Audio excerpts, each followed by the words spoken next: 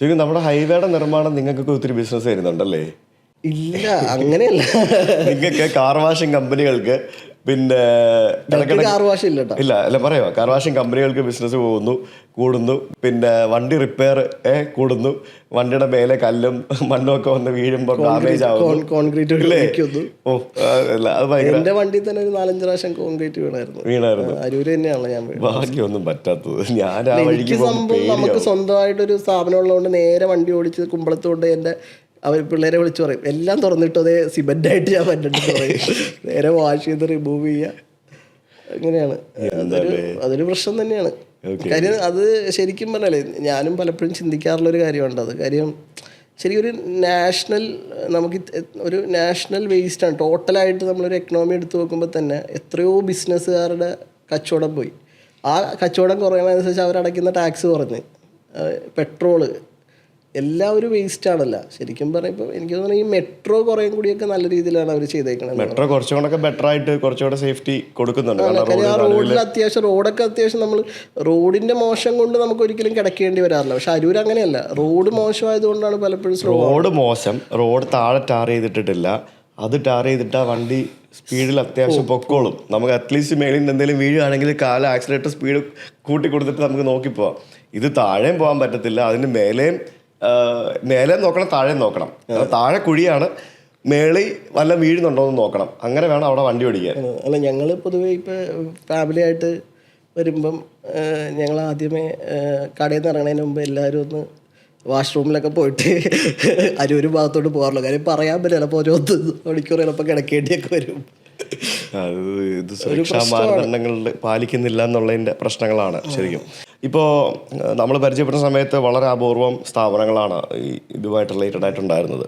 ഇപ്പോൾ ധാരാളം സ്ഥാപനങ്ങളുണ്ട്, ഒത്തിരി. കാരണം ഒരു ബിസിനസ് ഡെവലപ്പ് ചെയ്ത് വരുമ്പോഴത്തേക്കിനും കുറേ ആളുകൾ വരും. ആ കുറേ ആളുകൾ വരുന്നത് എല്ലാവർക്കും നല്ലതാണ്. കാരണം അങ്ങനെ ഒരു ബിസിനസ് സാധ്യതയുണ്ടെന്ന് കൂടുതൽ ആളുകൾ മനസ്സിലാക്കുകയും എല്ലാവർക്കും നല്ല രീതിയിൽ ബിസിനസ് വരികയും ചെയ്യും. എന്നാലും അതിനകത്തും ഈ പറഞ്ഞ പോലെ കുറച്ച് സുതാര്യതയില്ലാത്ത പ്രശ്നങ്ങൾ, പറ്റിക്കുന്ന പ്രശ്നങ്ങളും പരിപാടികളൊക്കെ ഉണ്ട്. എന്താണ് ശരിക്കും ഇപ്പോൾ ഞാനൊരു സെറാമിക് കോട്ടിങ് ചെയ്യാനായിട്ട് തിരഞ്ഞെടുക്കുമ്പോൾ, ഒരു സ്ഥാപനത്തെ തിരഞ്ഞെടുക്കുമ്പോൾ എന്തൊക്കെ കാര്യങ്ങളാണ് ശ്രദ്ധിക്കേണ്ടത്? അതായത് സിമ്പിളായിട്ട് പറഞ്ഞാൽ മെയിൻലി ഒരു ക്രെഡിബിൾ ആയിട്ടുള്ളൊരു കമ്പനി, ഒരു ഫേം ആവണം. കാര്യം നമ്മളിതെല്ലാം ഇപ്പോൾ PPF ആയിക്കോട്ടെ, സെറാമിക് ആയിക്കോട്ടെ, ഒരു 3 വർഷം 5 വർഷം എന്നൊക്കെ പറഞ്ഞുള്ള പാക്കേജസ് ആണല്ലോ കൂടുതലും ഉള്ളത്. ഈ 5 വർഷം ഈ സ്ഥാപനം ഉണ്ടോ എന്നുള്ളത് നിർബന്ധമാണ്. പിന്നെ നമ്മൾ ചിന്തിക്കേണ്ട കാര്യം, ഇതിനൊക്കെ ഒരു പ്രൈസ് കൊടുക്കണം, എന്നാലേ നമുക്കിത് ചെയ്യാൻ പറ്റുള്ളൂ. അപ്പം അതിനെക്കാട്ടിലും കുറഞ്ഞ പ്രൈസ് കിട്ടുമ്പം എന്തോ പ്രശ്നമുണ്ടെന്ന് നമ്മൾ ചിന്തിക്കണം. അതായത് ഇപ്പോൾ ഈ പറയുന്ന പോലെ എന്താ പറയുക, ഇപ്പം മൊബൈൽ ആപ്പിൾ 7000 രൂപയ്ക്ക് കിട്ടും എന്ന് പറയുന്ന പോലെ 7000 രൂപയ്ക്ക് ആരെങ്കിലും സെറാമിക് കോട്ടിങ് ചെയ്തു തരാമെന്ന് പറഞ്ഞാൽ എവിടെയോ എന്തോ ഒരു പോരായ്മയുണ്ട്. ഒന്നില്ലെങ്കിൽ പുള്ളി അത് കൈ നഷ്ടം വരുത്തിക്കൊണ്ടായിരിക്കാം ചെയ്യണത്. കാര്യം ചിലപ്പോൾ അങ്ങനെയും ചെയ്യാറുണ്ട്. കാര്യം അവർക്ക് ഇനിഷ്യൽ ബിസിനസ് പിടിക്കാൻ വേണ്ടി അങ്ങനെ ഒരു കൈനഷ്ടം വരുത്തിക്കൊണ്ട് ചെയ്യണം.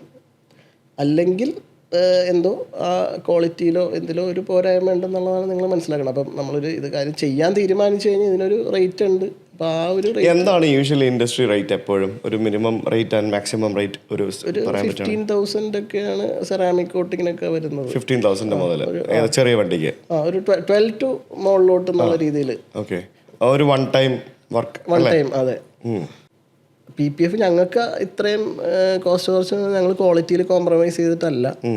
ഞാൻ പറഞ്ഞത് നമ്മൾ കുറച്ചും കൂടി വലിയൊരു വിഷൻ വെച്ചിട്ടാണ് ഇപ്പോൾ മൂവ് ചെയ്യണത്. ഞങ്ങൾ എല്ലാ കസ്റ്റമേഴ്സിൻ്റെ വീടിൻ്റെ അടുത്ത് നമ്മളുടെ ഒരു സെൻറ്റർ വരുന്ന എന്നുള്ളൊരു ഫോക്കസിൽ നമ്മളിപ്പോൾ മൂവ് ചെയ്യണത്. അപ്പോൾ അതുകൊണ്ട് തന്നെ നമ്മൾ ബൾക്കായിട്ടുള്ള പ്രൊഡക്റ്റ് പർച്ചേസും കാര്യങ്ങളും ഞങ്ങൾക്ക് ഇത്രയും ഫ്രാഞ്ചൈസീസ് ഉണ്ട്. അപ്പോൾ അതുകൊണ്ടാണ് ഞങ്ങൾക്ക് ഈ പ്രൈസിൽ ചെയ്യാൻ പറ്റണത്. പിന്നെ ഞങ്ങൾ കുറച്ചും കൂടി അഗ്രസീവായിട്ടാണ് ഇത് ഉദ്ദേശിക്കുന്നത്.